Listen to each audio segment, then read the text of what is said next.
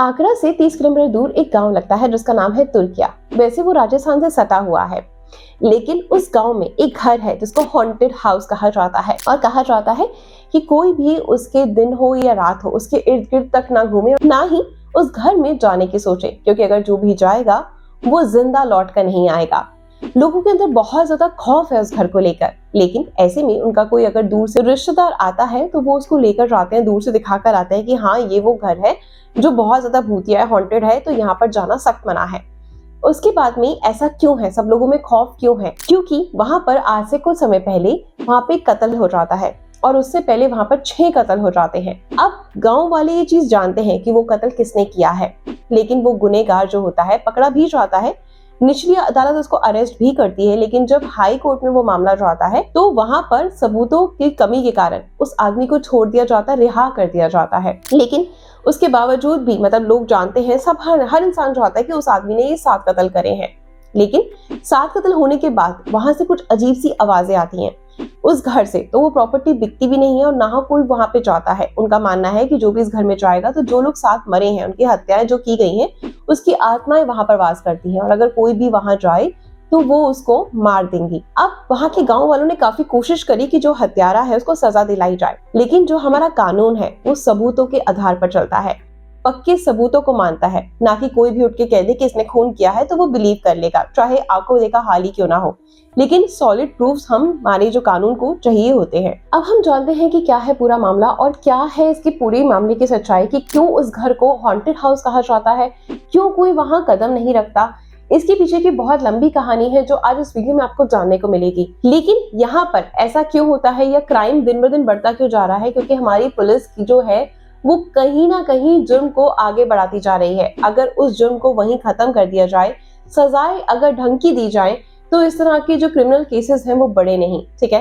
क्योंकि हम भी जानते हैं कि किसी भी घर में कोई भूत, ये सब चीजें जो होती है अफवाहें होती हैं, ताकि उस जमीन पर कब्जा ना हो किसी का। इस जमीन की क्या सच्चाई है इस वीडियो में हम जानते हैं। दरअसल ये पूरा मामला है 9 मई 2012 की सुबह का, लगभग 6:30 बजे के आसपास नजदीकी पुलिस स्टेशन में ये सूचना दी जाती है कि घर के अंदर कत्ल हो जाते हैं। दरअसल सूचना इसलिए दी जाती है क्योंकि घर के अंदर से 3 लोग निकल रहे थे। 2 सदस्य उसी घर के थे, लेकिन एक सदस्य कुछ अनजान था जो कहीं दूर का रहने वाला था। गांव वालों की नजरों में लगता है कि अचानक से इतनी सुबह सुबह क्यों निकल रहे हैं, क्या वाकई में सचमुच घर में कुछ ऐसा हुआ है? क्योंकि वो बहुत ज्यादा घबराए होते हैं, उनके हाथों में कुछ हथियार होते हैं और वो बहुत तेजी से भागते हुए वहां से निकलते हैं। अब गांव का एक आदमी होता है जो उस घर में जाता है, खिड़की से झांक कर देखता है कि ऐसा क्या हुआ है यहाँ पर। लेकिन जब वो खिड़की से झांकता है तो उसके पैरों तले जमीन खिसक जाती है, क्योंकि उस घर में 6 लाशें पड़ी होती हैं। जी हाँ, इनमें से जो सारे सदस्य थे वो ये थे कि जो घर का मुखिया होता है, जिनकी उम्र 35 साल के आसपास है, उनका नाम होता है सत्यवान। उनकी धर्मपत्नी जिसका कत्ल हो चुका था वो होती है 30 साल के आसपास और उनका नाम पुष्पा होता है। उनका एक बेटा होता है जिसका नाम कन्हैया और एक बेटा होता है जिसकी उम्र होती है 5 साल। एक बेटी होती है आरती जिसकी उम्र होती है 4 साल। एक और बेटी होती है गुड़िया जिसकी उम्र होती है 3 साल और एक और छोटी बेटी होती है प्रिया जिसकी उम्र होती है 2 साल। कातिलों ने इन सबको मार डाला था, वो भी किसी धारदार हथियार के साथ। ऐसे में कातिल का जरूर ये मंशा रही होगी कि कोई भी इंसान बचना नहीं चाहिए, है ना? मतलब उसको अंदर से बहुत ज्यादा गुस्सा होगा, रंजिश होगी, क्योंकि जो छोटे बच्चे हैं इस घर में, जितने भी मैंने आपको बताए हैं, उन सब पर भी किसी धारदार हथियार से वार किया गया था और इसके साथ साथ उनके शरीर के टुकड़े भी कर दिए गए थे, यानी अलग कर दिए गए थे। तो आप कुछ सोच सकते हैं कि किसी ने खाली उनको मारा नहीं बल्कि उनके टुकड़े करे, तो उनके अंदर कितना गुस्सा होगा जो कातिल होगा। अब जो ये खबर होती है पूरे उत्तर प्रदेश में बहुत तेजी से आग की तरह फैल जाती है। इसके बाद पुलिस इस मामले की जांच पड़ताल में जुड़ जाती है। दरअसल इतिहास के आईने में अगर झांक कर देखें तो कहानी शुरू होती है इस गाँव में एक फौजी होता है। फौजी का नाम होता है शिव सिंह, जो कि बताया जाता है सेना में था, उसकी पोस्टिंग होती है, उसके बाद वो रिटायर्ड हो जाता है और घर आ जाता है। उसकी एक पत्नी होती है आशा, उसके 3 बेटे होते हैं। एक बेटे का नाम होता है सत्यवान, जिसकी डेड बॉडी अभी मैंने को बताया कि सत्यवान और उसकी पत्नी और उसके बच्चों को मारा गया है, तो सबसे जो बड़ा बेटा होता है वो होता है सत्यवान। दूसरे बेटे का नाम होता है गंभीर और तीसरे बेटे का नाम होता है काना। उनकी एक बेटी भी होती है, उसका नाम होता है गायत्री। जब फौजी की अचानक से मौत हो जाती है तो उसके बाद उसकी जो 4 बीघा जमीन होती है, 4 बीघा जमीन में से 1 बीघा जमीन जो होती है वो बड़े बेटे के पास, दूसरा बीघा जो होती है बीच वाले बेटे के पास, और जो तीसरा बीघा जमीन होती है वो छोटे बेटे के हिस्से में जाती है, और चौथी जमीन जो होती है, चौथी जो बीघा जमीन होती है वो उसकी जो पत्नी होती है आशा, उसके हिस्से में आ जाती है। ये सब कुछ यहाँ पर कुछ समय तक बहुत सब कुछ अच्छा चल रहा था। तो इस तरीके से जमीन के हिस्से हो जाते हैं और इस घर में सब कुछ बहुत अच्छे से चल रहा था। लेकिन फिर एक दिन उसी घर के जो तीनों बेटे होते हैं उनको ये खबर लगती है कि उनकी जो माँ आशा है उसका अफेयर किसी आदमी से चल रहा है और वो उससे शादी करना चाहती है। अब जैसे ही ये खबर तीनों बेटों को लगती है तो जो बड़ा बेटा होता है, जो बीच वाला बेटा होता है, वो बहुत गुस्से में आ जाता है। उनको लगता है कि अगर माँ ने किसी और से शादी कर ली तो जो उनकी 1 बीघा जमीन है वो उस घर में चली जाएगी और उनके बेटों को उसमें से कोई हिस्सा नहीं मिलेगा।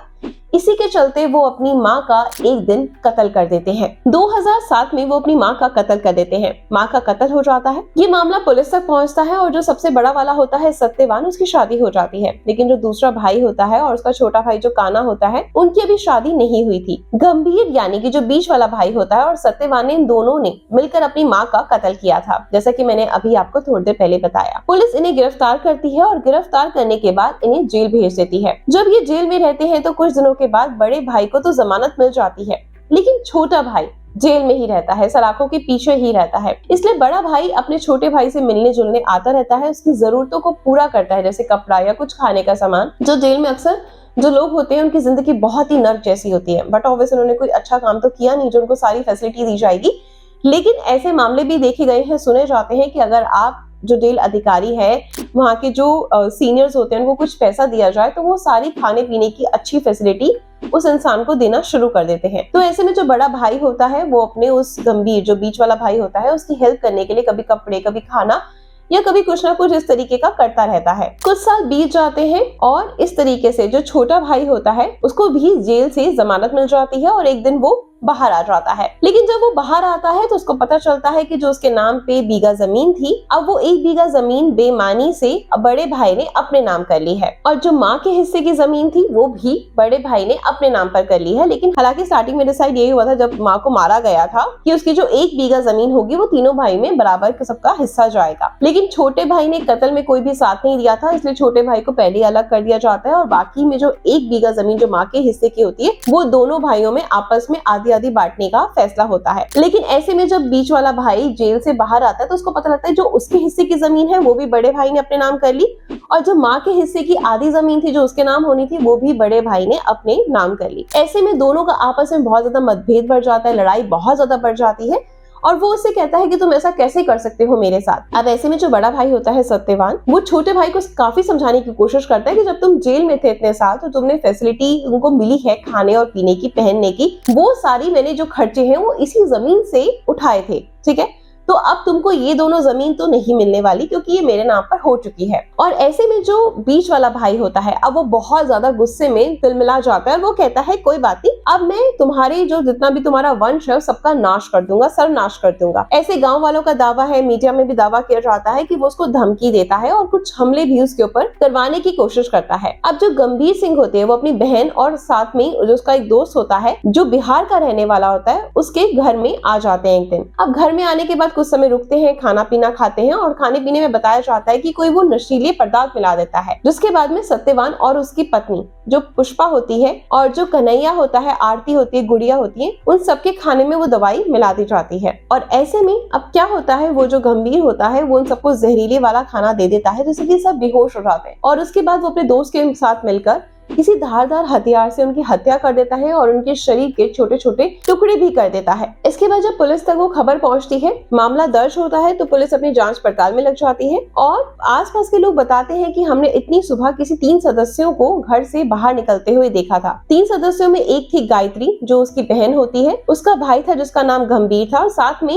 उसका एक दोस्त भी था और वो काफी ज्यादा घबराए हुए थे, उनके हाथ में हथियार भी थे और वो बहुत तेजी से भागकर वहां से निकल रहे थे। अब FIR दर्ज हो जाती है, पुलिस इस मामले की जांच पड़ताल करती है, सबूत जुटाने की कोशिश करती है। जिस चाकू से उन्हें मारा गया था, जिस कुल्हाड़ी से उन्हें काटा गया था, वो सारी चीजें जो हैं वो जुटाई जाती हैं, इकट्ठी की जाती हैं। अब सारी चीजें सबूत जुटाने के बाद जो ये मामला होता है वो चार्जशीट लगाई जाती है और ये मामला अदालत तक जा पहुंचता है। 20 मार्च 2017 को इसमें जो बहन होती है गायत्री, उसके खिलाफ बहुत ज्यादा सबूत नहीं मिलते और जो दोस्त होता है वो उस वक्त नाबालिग था।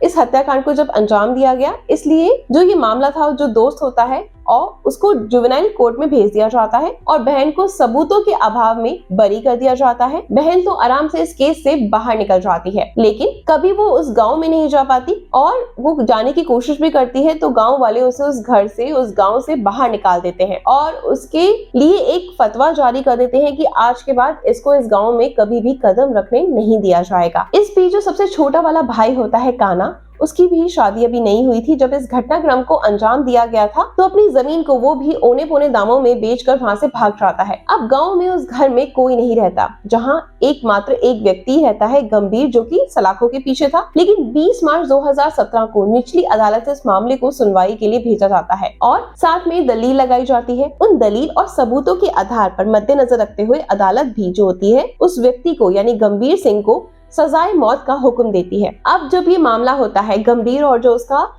लॉयर होता है वो इस मामले को उस अदालत तक यानी हाई कोर्ट में पहुंचाती है। इलाहाबाद हाई कोर्ट में जब ये मामला पहुंचता है तो वहां भी इस फैसले को, निचली अदालत के फैसले को बरकरार रखा जाता है और कहा जाता है कि यस, जो सबूत है वो इनफ है और इस इंसान को फांसी के फंदे पर लटकाया जाएगा। अब क्या होता है, जब जो इंसान होता है जब तक उसको सजाए मौत नहीं होती तो वो निचली अदालत से दूसरी अदालत में जाता है, फिर हाई कोर्ट में जाता है, लेकिन वो अपने आप को मतलब प्रूव करने की कोशिश करता है कि अपील कर सकता है कि हाँ, मैंने ये सब चीजें इस सिचुएशन में करी थी या मेरे खिलाफ कोई भी सबूत नहीं है और मुझे छोड़ दिया जाए, मुझे सजाए मौत ना दी जाए। अब अभी तक तो उसको सजाए मौत मिल चुकी थी निचली अदालत में भी और नेक्स्ट कोर्ट में भी, लेकिन जब ये मामला हाई कोर्ट तक जाता है, ठीक है, तो वहां पर ये पाया जाता है कि जो सबूत है वो पर्याप्त नहीं है, जिस वजह से कि उस इंसान को सजाए मौत दी जाए। अब सबूतों के अभाव की वजह से उस इंसान को, गंभीर को, जो सजाए मौत दी जाती है उसको कैंसिल कर दिया जाता है। उसके बाद कुछ समय तक वो सजा काटता है, जेल में रहता है। सजाए मौत तो उसकी कैंसिल हो गई, लेकिन उसको जेल में कुछ समय रहना पड़ता है और उसके अच्छे बिहेवियर को देख के एक समय ऐसा आता है जहां उसको भी रिहा कर दिया जाता है, वो भी बरी हो जाता है। अब ऐसी स्थिति में सवाल ये उठता है कि इस घर के अंदर जो कत्ल होते हैं, जो 6 हत्याएं होती हैं, एक ही रात में कर दी जाती हैं, ये हत्याएं किसने करी, ये सब कुछ जानने के बाद भी वो इंसान आज आराम से खुलेआम घूम रहा है और ना जाने उसका जो ये क्रिमिनल माइंड है वो और कितने लोगों को मौत के घाट उतारेगा। अब यहाँ पर सिर्फ और सिर्फ हमारे कानून की गलती है। अगर वो अपना काम अच्छे से करे, वो अच्छे से सबूतों को जुटाती, ऑनेस्टी के साथ काम करती, तो ये इंसान को आज सजाए मौत हो जाती। लेकिन वो आज कितनी ओपनली और कितने अच्छे से जिंदगी स्पेंड कर रहा है। सब कुछ, उसका मामला हट चुका है, फाइल बंद हो चुकी है, वो बरी हो चुका है। अब उसको कभी भी इस मामले में कोई भी प्रॉब्लम नहीं होने वाली। तो ऐसे में ही, इसी वजह से ही जो day by day criminal cases बढ़ते जा रहे हैं ना, उसका रीजन ही यही है, क्योंकि लोग जानते हैं चाहे वो किसी को भी मार दें, लेकिन अगर उन्होंने सबूत मिटा दिए तो एक ना एक दिन वो छूट जाएंगे और अपनी नॉर्मल जिंदगी पर वापस आ जाएंगे। तभी आज के समय में लोगों के दिमाग में गुस्सा इस कदर भारी हो चुका है कि वो छोटी गलती में भी किसी को जान से मार देते हैं, क्योंकि उनको पता है उनका कुछ नहीं बिगड़ने वाला। चाहे वो रेप केस हो गए, चाहे वो डेथ केस हो गए, चाहे वो एक्सीडेंटल केस हो गए, हर चीज में जो क्रिमिनल है वो बहुत आजादी से अपनी लाइफ को स्पेंड कर रहा है। आपका क्या कहना है इस पूरे मामले में, इस पूरे केस के बारे में जरूर बताइएगा। और ऐसे ही लेटेस्ट खबरें जानने के लिए हमारे चैनल को सब्सक्राइब करें, स्पेशली नोटिफिकेशन जो बेल होता है ना, उसको जरूर प्रेस किया करें ताकि आपको सारी चीजों का नोटिफिकेशन टाइमली मिल सके। Good luck.